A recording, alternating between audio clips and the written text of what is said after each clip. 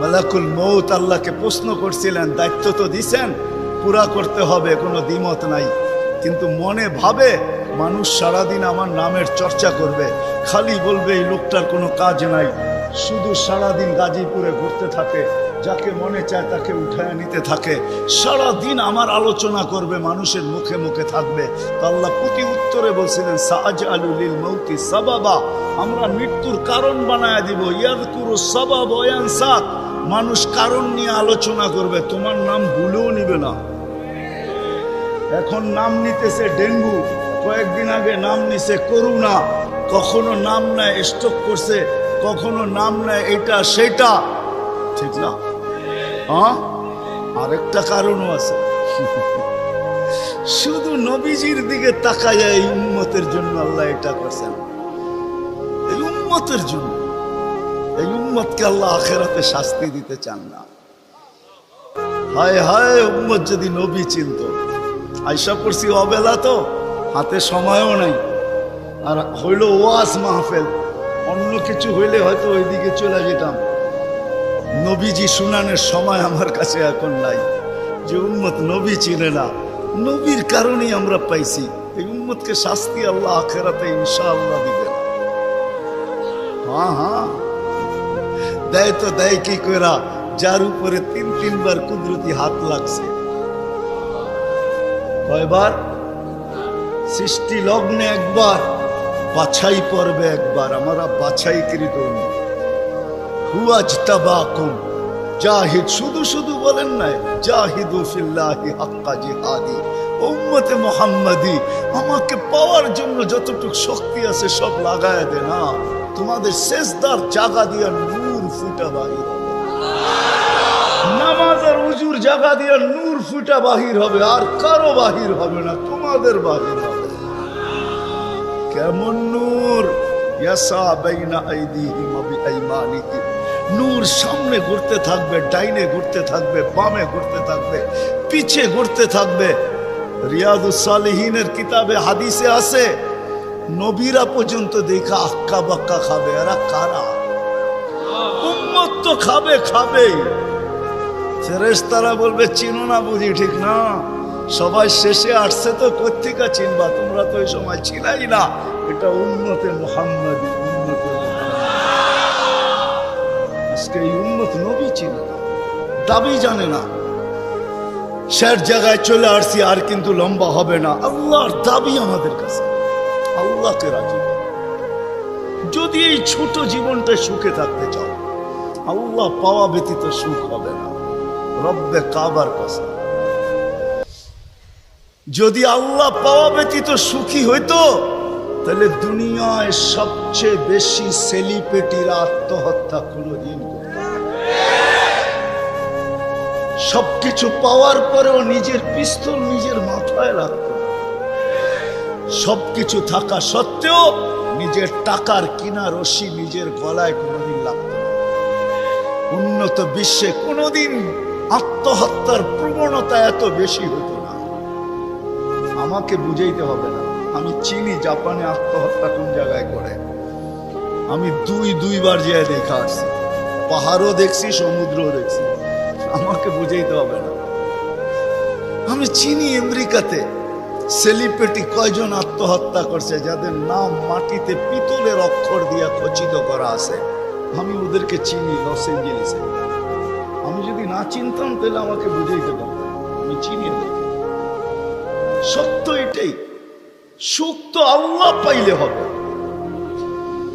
তাও এক কাপড় দুইজনের, একজনের এক কাপড় না, দুইজনের।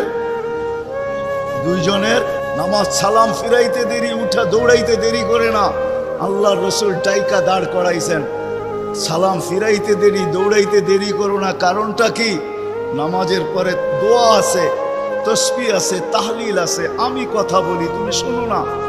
চোখের পানি ছেড়া দিয়া বলতেছে, ইয়া রাসূলুল্লাহ, দুইজনের এক কাপড়। দেখেন দিলে লাগে কিনা। দুইজনের কয় কাপড়? এক কাপড় দুইজনের। আপনি সালাম ফিরান, আমি ছুটা চলে যাই আউয়াল ওয়াক্তে নামাজ পড়ানোর জন্য।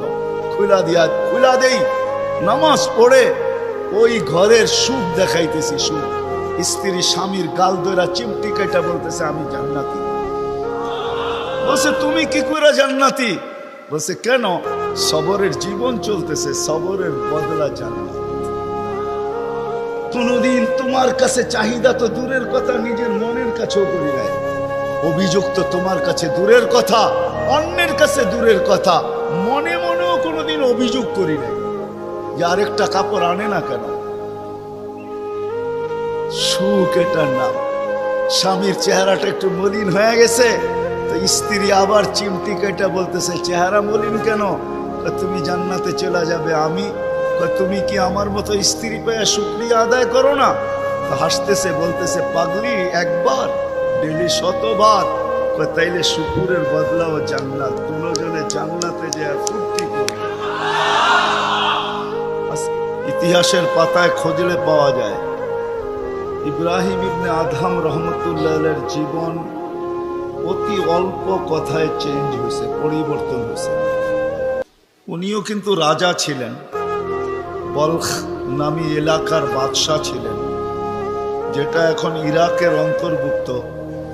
ঐতিহাসিক নাম যদিও বলখ, বর্তমানে ওই নামে তার নাম নাই বিদায়, চিনতে অনেক কষ্ট হয়। তো উনি অনেক কথায় ওনার জীবন চেঞ্জ হয় নাই, অল্প কথায় জীবন চেঞ্জ। রাত্রে ঘুমন্ত ছিলেন, ছাদের উপরে কারো চলার আওয়াজ ওনার ঘুম ভেঙে ফেলছেন। প্রহরীকে বলছেন এই গভীর রাত্রে আমার ছাদে কার পদচারণ এত জোরে জোরে হাঁটে যে ঘুমই ভেঙে গেল। যা দেখে বাস্তবিকই কেউ হাঁটতেছে, ধরা নিয়ে আসছে, ডাইকা নিয়ে।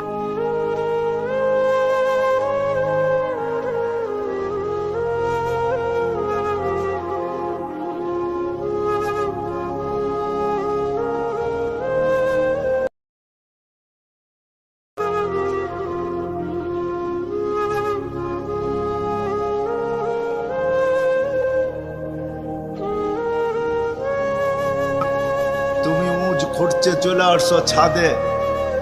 তো বলছে মহোদয় যদি আমি পাগল হই তাহলে আমার সাথে আপনিও। তো বলছে বুঝলাম না, তোমার সাথে আমি? আপনি তো বললেন যদি আমি পাগল হই তাহলে আপনিও পাগল। না, বাদশাহ ছিলেন কিন্তু বেয়াদব ছিলেন না, আদবওয়ালা ছিলেন। তো বাদশাহ বলে শোনো, আমি পাগল এটার প্রমাণ দাও, তোমারটা তো আমি দিলাম। তো বলল বাদশাহ মহোদয় যদি ছাদে উট খুঁজা পাওয়া না যায় তো রাজপ্রাসাদে বসে আল্লাহ পাবেন কি করে? এতটুক কথাই কিন্তু জীবন চেঞ্জ। চলেন, এটা তো কাহিনী, হাদিসের একটা দেই। বনি ইসরাইলের এক বদমাশ ছিল, কিফিল নাম, কিফিল, হাদিসের কিতাবে পাওয়া যায়। বনি ইসরাইলের বদমাশ, যে নিজেকে মানুষ বলে কখনো স্বীকার করতো না, বলতো আমার চেয়ে কুকুরও ভালো। কেননা প্রতি রাত্রে তার যৌন চাহিদা মেটানোর জন্য, ব্যভিচারের জন্য তাকে প্রতি রাত্রে সে খরচ করত 50 থেকে 60 লক্ষ টাকা বর্তমান টাকায়। এক রাত্রে একজনকে ধরে নিয়ে আসছে, কামরায় ঢুকায় দিয়া বলছে আমি প্রস্তুতি নিয়ে আসতেছি। যখন প্রস্তুতি নিয়ে কামরায় ঢুকতে ছিল তো দেখতেছে ওই মহিলা এক কোনায় বসে কাঁদতেছে। তো জিজ্ঞাসা করছে তোকে জোর করে নিয়ে আসি না, টাকা দিয়ে নিয়ে আসছি, কাঁদিস তো কাঁদিস কেন? তো মহিলা প্রতি উত্তরে বলতেছিল শোন কিফিল, আমি বাজারি মেয়ে না, প্রয়োজনের কারণে তোর হাতে ধরা দিতে বাধ্য হয়েছি। প্রয়োজন যদি এরকম না আসতো আমি কোনোদিন তোর হাতে ধরা দিতাম না, আমি তো বাজারি মেয়ে না। বলছে তাইলে কাঁদিস কেন? বলে বলতেছি তোকে কেন কাঁদি, শুনবি কেন কাঁদি? বলে বল কেন কাঁদিস? বলে কাঁদতেছি এই জন্য যে এই চেহারাটা কালকে আল্লাহকে কি করে দেখাবো। বোঝেন নাই বলে? বুঝলে দিল ফেরা যাওয়ার কথা। আজকে তো আমরা হাজারো গুনাহ করে কোনোদিন ভাবি না যে এই চেহারাটা আল্লাহকে কি করে দেখাবো। রাগ হয়েও না।